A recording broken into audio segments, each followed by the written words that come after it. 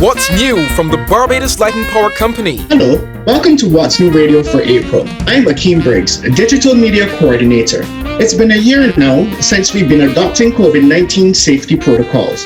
I am working from home, so I will be joined remotely by my guest on the program. This month, we are talking safety, home electrical safety, battery safety, energy safety, and as it's school holiday, we'll talk about some important safety rules for children. And of course, April is kite flying season. So we also have some reminders to help keep kite flying safe and enjoyable. As usual, a packed program. Stay tuned to What's New Radio. Our first guest is Chief Fire Officer Errol Maynard from the Barbados Fire Service. And he's talking to Manager Government Relations and Corporate Communications, Jackie Marshall Clark.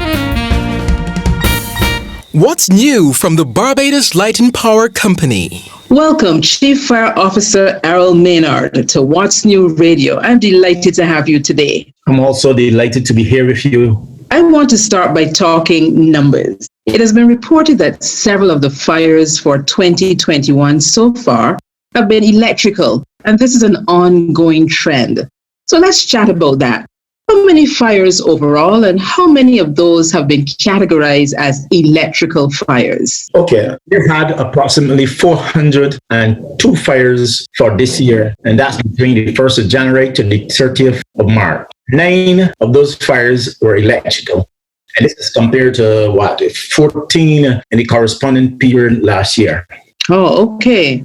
And what could be the main cause of electrical fires in the home? Electrical fires can comprise of many different faults. One, you have faulty wiring, faulty appliances, faulty extension cords, and very often we use extension cords as permanent wiring, which we should not, and which is a problem. Extension cords are only supposed to be used as a temporary supply for a very short time, and not to use these strips that we use on the extension cord that will cause us a lot of problems because they break and then you do not recognize it. And then because they have so many outlets, then we overload them. And all those things sound so familiar. We always remind and give people tips about these things that, yes, we know can be a hazard in the home and can cause electrical fires. So what kinds of situations should we really avoid that may cause electrical fires? You did mention one just now, that extension cords are just for temporary use. That's one. What else? We also should really unplug those small appliances when we're leaving home. And even if we're at home, the ones that are not in use, like your toaster oven, the air fryer, the television, electrical fan.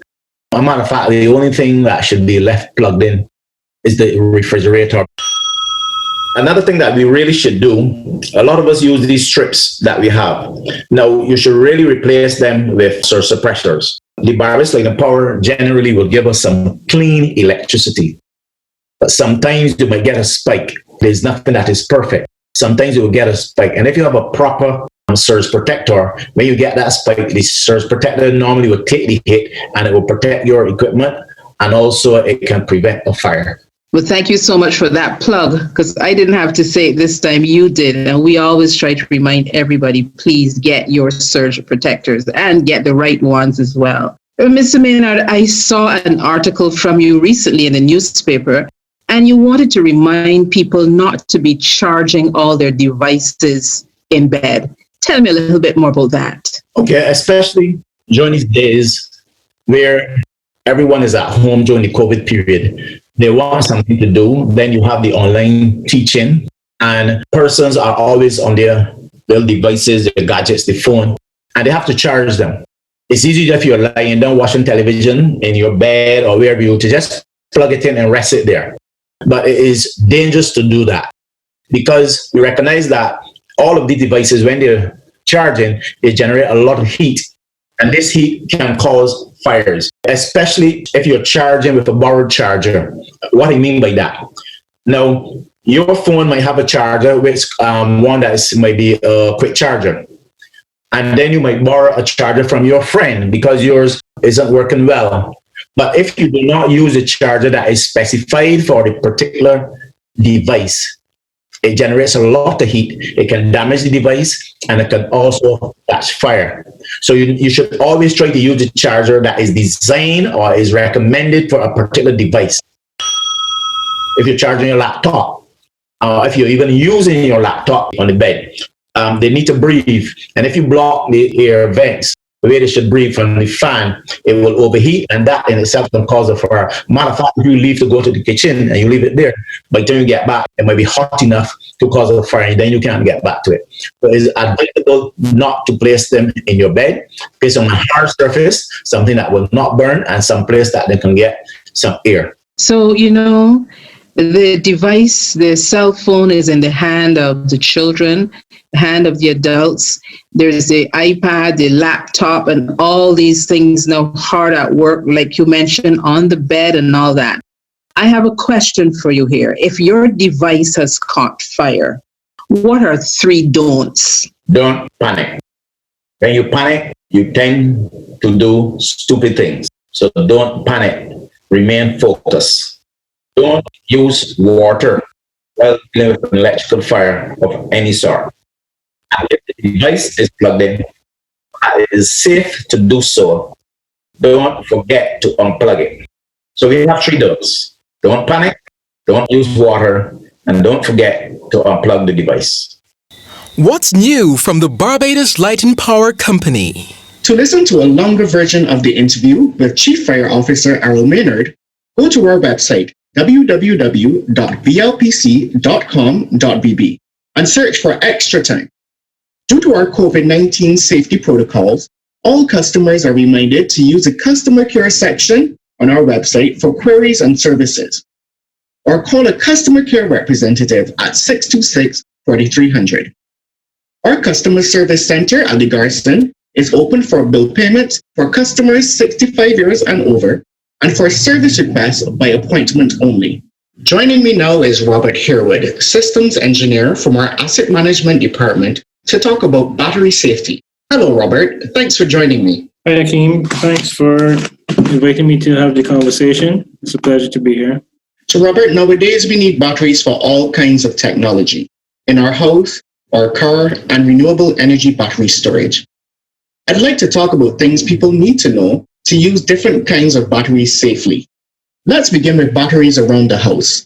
From in our TV remote to our different devices, most people would be familiar with AA batteries. What does the AA stand for? And what are the different types of household batteries? Well, Akeem, the AA stands for really the size of the battery. Typically, the battery will be used for, say, for instance, for maybe like small torchlight. You may find these batteries. And as you know, they're also like in the home, you might find AA batteries that you might use for a TV remote, and size D batteries. Maybe if you have like a larger, more powerful light, you might use the size D battery. So those are some examples of in-home batteries. But you also have lithium-ion batteries that you might find in your cell phone. And lithium-ion has become a more common technology because of the ability to recharge it and the length of time it can hold the charge as well. And what are some of the safety tips you can share surrounding these types of batteries? Okay, so batteries in general, the main safety tip is to keep them cool, because most batteries tend to suffer with some form of overheating, depending on how you operate it. And the heat comes from the chemical reactions in the battery, and battery needs to get rid of that heat to avoid degrading the quality of the battery. And also for instance, the same AA batteries that you might have mentioned before, with things like clocks or calculators, if persons still use calculators, sometimes where you have the batteries in the device for a long period of time, you might find some wetness when you open the holder for the battery and the battery starts to leak. So once you see this happening, you should change the battery. I'm seeing more and more electric cars on the island. Can you talk about those in terms of the batteries they use, and can they overheat? Yes. So all batteries, like I mentioned, there's a possibility of overheating. For the electric cars, though, typically most electric cars would have some sort of built-in cooling system, especially where you have large banks of batteries. So there may be some sort of liquid cooling, or maybe the air passing over the battery as well might be used as a coolant. What is the typical lifespan of a battery for an electric car? And can the batteries be reused? Okay, so typically for a battery for electric car, those batteries should really have a 10-year lifespan, but it really is dependent on the climate and the use. So some of those are still yet to be proven for the environment that they're working in. So from experience, in some cases, we've seen degradation in shorter periods of time than the 10 years, but with improvements in technology and the ability to store more energy in the battery, those lifespans will be extended. And in terms of recycling, for the batteries, there are persons that once the battery has been used for the vehicle are looking to repurpose those batteries. So what they do is they look at the battery. The battery is actually made up of small cells, almost like, in a lot of cases, they're made up of small cells, almost like the same AA battery. So they look at those individual modules and see how many of those are still good.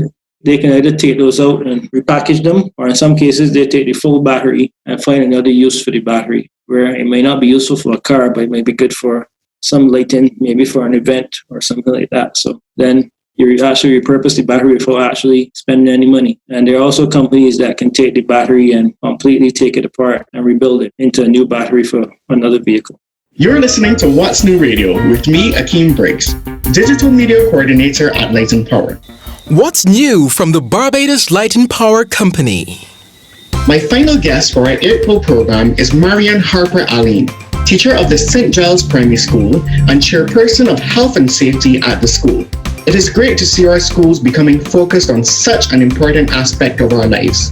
So traditionally, Light and Power would normally send a safety poster to all schools for the kite flying season. But we are living in a new normal. So we thought we would invite you in to help remind the children and adults about flying kites safely. What are some of the safety tips you can provide for the children and adults?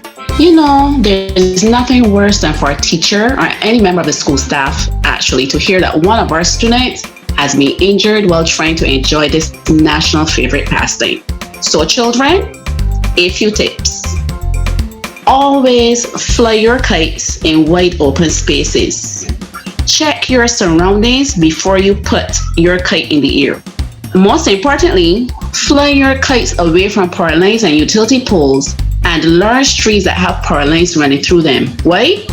Because electricity can easily travel down your kite lines, and this can be very dangerous. Never fly your kites on days when there is rain or stormy weather. Kites can attract lightning, which can seriously injure you.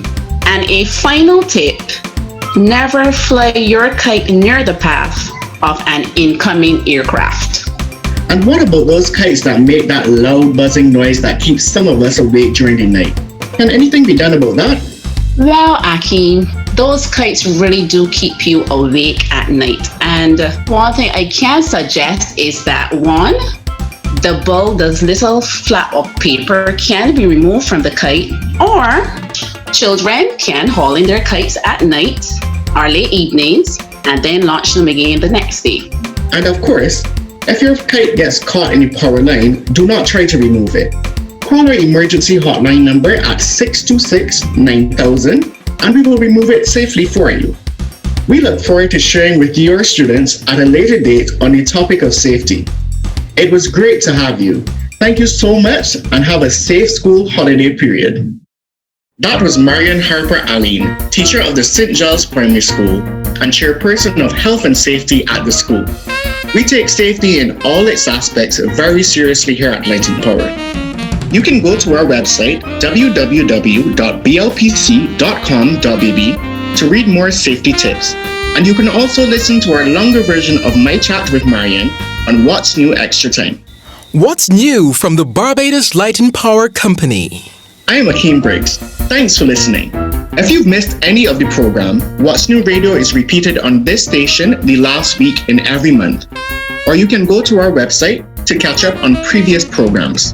For up-to-date information about our services, use our Facebook page, BLPC Online, Instagram at BLPC, or Twitter at TweetBLPC. This program was produced for the Barbados Light and Power Company by SFA Communications.